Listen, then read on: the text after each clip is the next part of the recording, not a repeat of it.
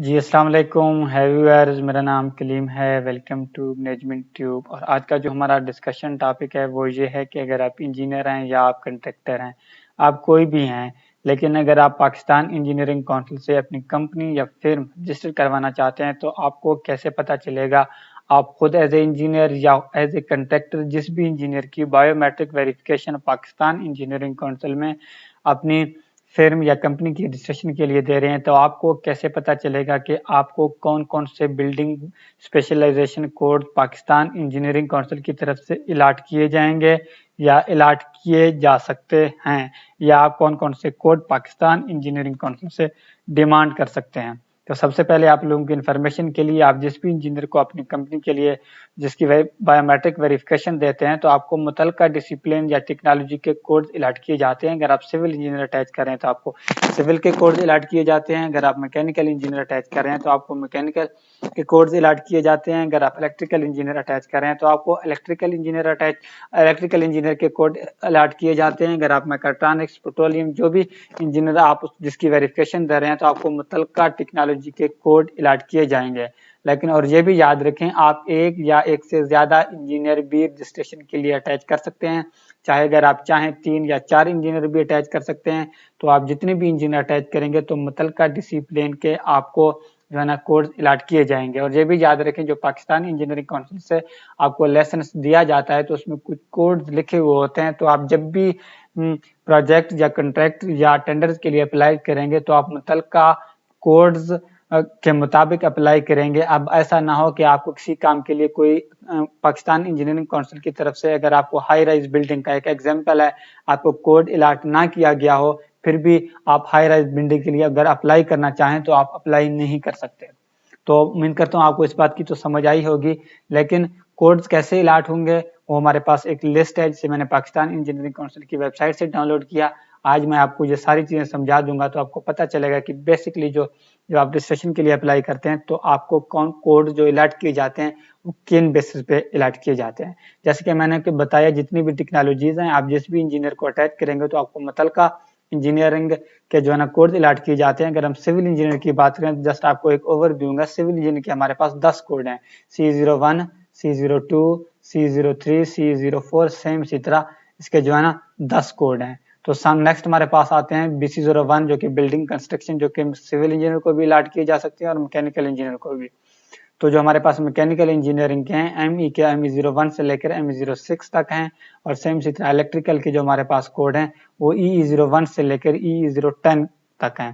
تو اب میں یہ ڈسکس کروں گا کہ آپ کو کیسے پتا چلے گا کہ آپ کو کون کون سے کوڈ الاٹ کیے جا سکتے ہیں۔ اب ہم ایگزامپل لیں گے کہ آپ نے اپنی کمپنی کی رجسٹریشن کے لیے سول انجینئر کو اٹیچ کیا، اگر تو وہ نان ایکسپیرینسڈ ہے یا ایکسپیرینسڈ ہے، اگر پہلے سے اس نے کوئی کام کیا ہوا ہے یا نہیں کیا ہوا، یا تو کمپنی پہلے کام کر رہی ہے یا نیو ہے، جس کے پاس ایکسپیرینس ہو یا نہ ہو۔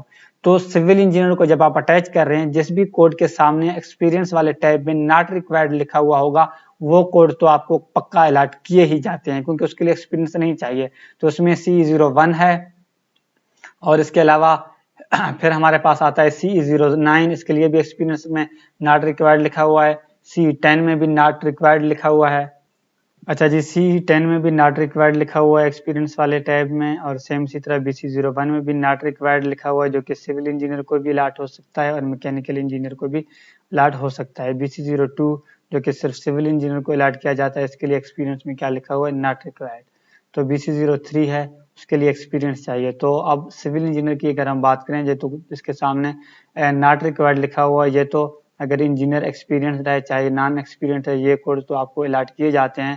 لیکن باقی جن کے سامنے کچھ لکھا ہوا ہے، اب فار ایگزامپل C02 ہے جو کہ برج اسٹرکچر پائلنگ کے حوالے سے ہے، تو اس کے لیے اگر آپ چاہتے ہیں کہ آپ کو یہ کوڈ ملے، یا تو آپ ایک ایسا انجینئر ڈھونڈیں جس نے آلریڈی برج اسٹرکچر یا پائلنگ کے حوالے سے کچھ پروجیکٹس کیے ہوں کسی بھی کمپنی میں، تو اس کے بدلے میں آپ اس انجینئر کو اٹیچ کریں گے، اس کے پاس جو ہے نا متعلقہ جو ہے نا کمپنی سے ایکسپیرینس لیٹر ہونا لازمی ہے۔ جب آپ رجسٹریشن کے لیے اپلائی کریں گے، آپ متعلقہ ایکسپیرینس لیٹر بھی اس کے ساتھ اٹیچ کریں گے، تب آپ کو یہ کوڈ الاٹ کیا جا سکتا ہے۔ اگر آپ انجینئر پھر بھی فریش ہے، پھر بھی آپ کو یہ الاٹ کیا جا سکتا ہے، لیکن وہ اس کیس میں ہو سکتا ہے اگر کمپنی کے پاس متعلقہ ایکسپیرینس ہو، مطلب کمپنی نے پہلے سے برج اسٹرکچر یا پائلنگ کے حوالے سے پہلے سے کوئی پروجیکٹ کیا ہوا ہو۔ कंपनी ने पहले से ब्रिज स्ट्रक्चर या पाइलिंग के हवाले से कोई भी प्रोजेक्ट कंप्लीट किया हुआ हो और मुतलका अदारे से जिस भी अदारे का काम किया है मुतलका अदारे से जो है ना सेटिस्फैक्ट्री सर्टिफिकेट उसके पास होना लाजमी है, जिसपे ये लिखा हुआ हो कि इस मुतलका कंपनी ने हमारा एक प्रोजेक्ट किया ब्रिज स्ट्रक्चर या पाइलिंग के हवाले से या जो भी उनका प्रोजेक्ट था और जो है ना हम उसके काम से सेटिस्फाइड हैं। तो कहने का मतलब ये हुआ कि जहाँ जहाँ एक्सपीरियंस रिक्वायर्ड नहीं है वहाँ तो कोई इश्यू नहीं है, चाहे इंजीनियर जो है इंजीनियर के पास एक्सपीरियंस है या नहीं है या फिर न्यू है जिसने पहले से कोई काम भी नहीं किया, वो तो सबको कोड्स मिल जाते हैं। लेकिन जहाँ जहाँ एक्सपीरियंस मेंशन्ड है उसके लिए या तो इंजीनियर के पास एक्सपीरियंस होना लाजमी है मुतलका, या फिर जो है ना फिर्म एक्सपीरियंस होना लाजमी है, या तो फिर्म ने पहले से मुतलका प्रोजेक्ट कोई किया हुआ हो। सेम तरह अगर हम C03 की बात करें तो marine structure under water works है, जो कि या तो इंजीनियर के पास मुतलका एक्सपीरियंस होना लाजमी है या तो फिर फिर्म एक्सपीरियंस होना लाजमी है। C04 के लिए भी सेम है, इसी तरह C5 के लिए भी यही सेम है, या तो इंजीनियर के पास एक्सपीरियंस होना लाजमी है या तो फिर जो है ना फिर्म एक्सपीरियंस होना लाजमी है। तो अब इसको मैं ज़्यादा एक्सप्लोर तो नहीं करूँगा, मतलब जिसके सामने नहीं लिखा हुआ तो उसमें ज़रूरत नहीं है, जिसमें लिखा हुआ है तो इंजीनियर या फिर्म एक्सपीरियंस होना लाजमी है। सेम इसी तरह अगर आप मैकेनिकल इंजीनियर अटैच कर रहे हैं तो मैकेनिकल इंजीनियर का भी यही है कि जिन जिन कोड के सामने नॉट रिक्वायर्ड लिखा हुआ है तब फिर्म या इंजीनियर दोनों के पास एक्सपीरियंस ना हो तो नॉट रिक्वायर्ड वाले कोड उसको अलर्ट किए जाएंगे। लेकिन जिस जिसके सामने ये चीज़ें लिखी हुई हैं वो या तो इंजीनियर के पास एक्सपीरियंस होना मुतलका लाजमी है या तो फिर्म एक्सपीरियंस होना लाजमी है। तो अब ये जितनी भी टेक्नोलॉजीज हैं इनको आप देख भी सकते हैं कि किसके लिए क्या कितना एक्सपीरियंस चाहिए, किसके लिए नहीं चाहिए। लेकिन अब मैं आपको ये बताऊंगा कि आप मुतलका डॉक्यूमेंट्स कहाँ कहाँ से देख सकते हैं। इसी तरह आप इलेक्ट्रिकल इंजीनियर के भी देख सकते हैं। ओके, अब इसको डाउनलोड करने के लिए या देखने के लिए आपने क्या करना है, सबसे पहले आपने पीएससी की वेबसाइट पे जाना है। पीएससी की वेबसाइट क्या है, www.pec.org.pk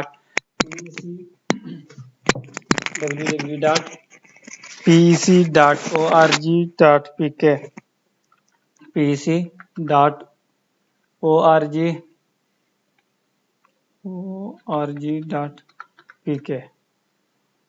इस पर आप जैसे ही जाएंगे तो आप होम पे क्लिक करें, होम पे क्लिक करने के बाद आप डाउनलोड पे क्लिक करें, डाउनलोड पे क्लिक करने के बाद यहाँ लिखा हुआ है फॉर कंस्ट्रक्टर ऑपरेटर में जाके आप डाउनलोड कंस्ट्रक्टर ऑपरेटर फार्म पे क्लिक करेंगे।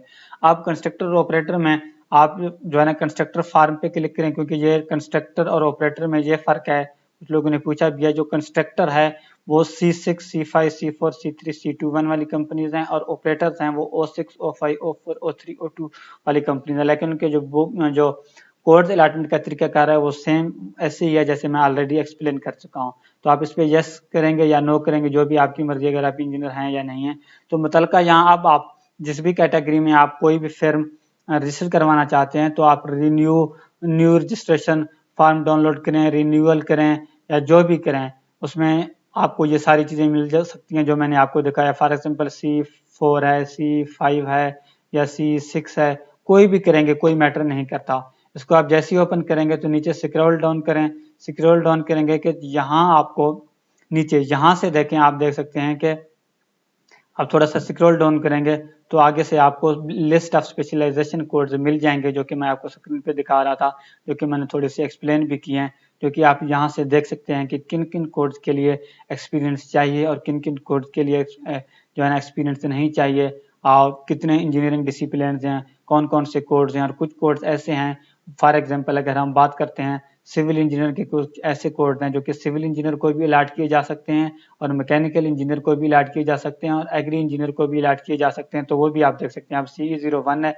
ये सिविल इंजीनियर को भी अलॉट हो सकता है और ट्रांसपोर्ट इंजीनियर को भी अलॉट हो सकता है।